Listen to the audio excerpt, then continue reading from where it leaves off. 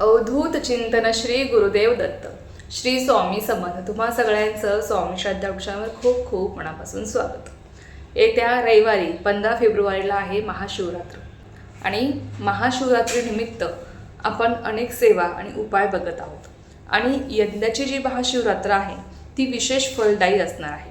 कारण की असं म्हटलं आहे की या महाशिवरात्रीला अनेक वर्षांनी येणारे अमृत सिद्धियोग सर्वात सिद्धियोग आलेले आहेत.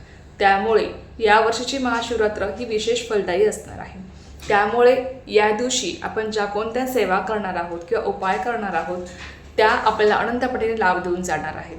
आणि विशिष्ट काळामध्ये विशिष्ट सेवा ही आपल्याला खूप पटीने लाभ देऊन जाते.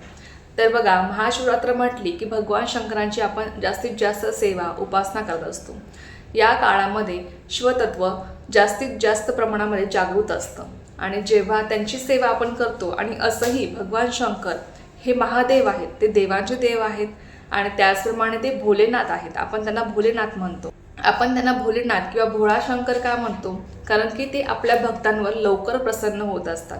त्यांच्या भक्तांनी त्यांची मनापासून सेवा केली किंवा त्यांना रोज फक्त जल जरी अर्पण केलं तरी सुद्धा ते आपल्या भक्तांवर प्रसन्न राहत असतात आणि त्या भक्तांना ते भरभरून आशीर्वाद देत असतात. भक्तांच्या इच्छित मनोकामना महादेव पूर्ण करत असतात. म्हणून आपण त्यांना भोलेनाथ म्हणत असतो.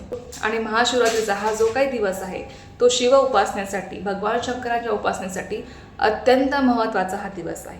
त्यामुळे या दिवशी आपल्याला त्यांची भरभरून सेवा करायचीच आहे. जेवढी आपल्याला शक्य होईल तेवढी आपल्याला सेवा करायची आहे, लक्षात घ्या. तर बघा, या दिवशी आपल्याला एक आर्थिक प्रगतीसाठी, लक्ष्मी प्राप्तीसाठी उपाय सुद्धा करायचा आहे. आपण काल बघितलं की शिवलीलामृत ग्रंथाचं पारायण कसं करायचं आहे. तुम्ही तो व्हिडिओ बघितला नसेल तर अवश्य बघा आणि त्यानुसार पारायण करण्याचा प्रयत्न करा. ते पारायण केल्याने आपल्या इच्छित मनोकामना पूर्ण होतात, आपल्यावरची संकटे टळतात, विघ्न दूर होतात.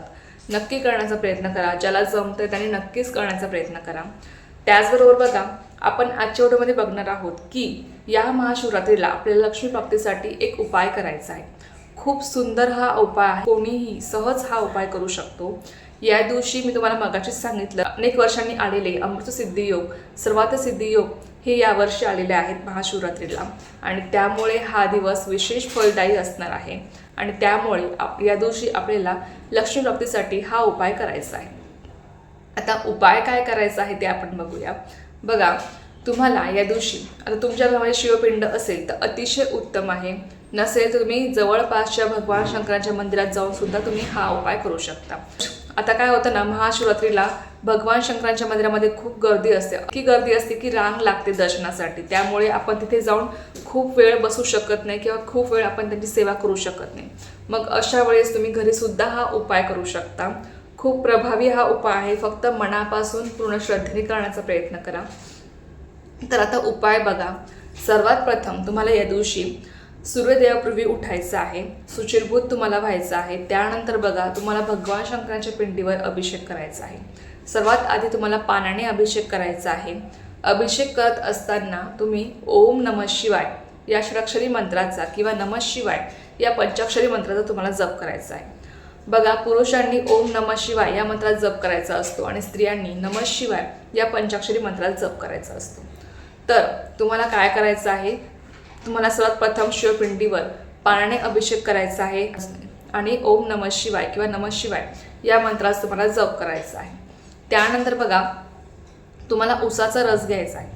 उसाच्या रसामध्ये तुम्ही पाणीसुद्धा घालू शकता, म्हणजे पाणी मिश्रित तुम्ही उसाचा रस घेऊ शकता, काहीच हरकत नाही. त्यानंतर काय करायचं आहे बघा, उसाच्या रसाचा अभिषेक तुम्हाला करायचा आहे भगवान शंकरांच्या पिंडीवर.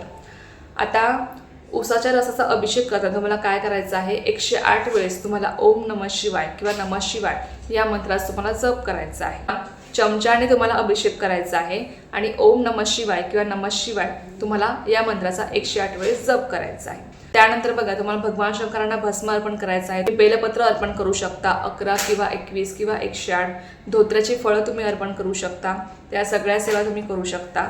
त्यानंतर बघा, तुम्हाला भगवान शंकरांना प्रार्थना करायची आहे की आमची आर्थिक प्रगती होऊ द्या, आमची आर्थिक भरभराट होऊ द्या, आमची आर्थिक स्थिती सुधारू द्या, तुमच्यावर जे काही कर्ज असेल ते कर्ज दूर होऊ द्या, आम्हाला कर्जमुक्त करा, अशी तुम्हाला भगवान शंकरांना तुमची आर्थिक प्रगती होण्यासाठी प्रार्थना करायची आहे. नक्कीच भगवान शंकर, मी तुम्हाला मगाशी सांगितलं की ते भोलेनाथ आहेत आपल्या भक्तावर ते लवकर प्रसन्न होत असतात. त्यामुळे तुम्ही जर हा उपाय अत्यंत मनापासून आणि श्रद्धेने जर केला तर नक्कीच तुमची प्रार्थना, तुमची जी काही इच्छा आहे ती नक्कीच भगवान शंकर पूर्ण करतील. अनुभव घेऊन बघा. आणि या उपाया दिवशी अत्यंत महत्त्व आहे. तुम्हाला मगाशीच सांगितलं की ही महाशिवरात्र विशेष फलदायी असणार आहे, त्यामुळे हा उपाय करायला चुकवू नका. अत्यंत छोटासा उपाय आहे, पण नक्कीच करण्याचा प्रयत्न करा. त्यानंतर महाशिवरात्रीच्या दिवशी आपल्याला कोणत्या सेवा करायच्या आहेत, काय करायचं आहे, ही सगळी माहिती तुमच्यासोबत मी लवकरच शेअर करेन. आजच्या व्हिडिओमध्ये फक्त एवढंच होतं.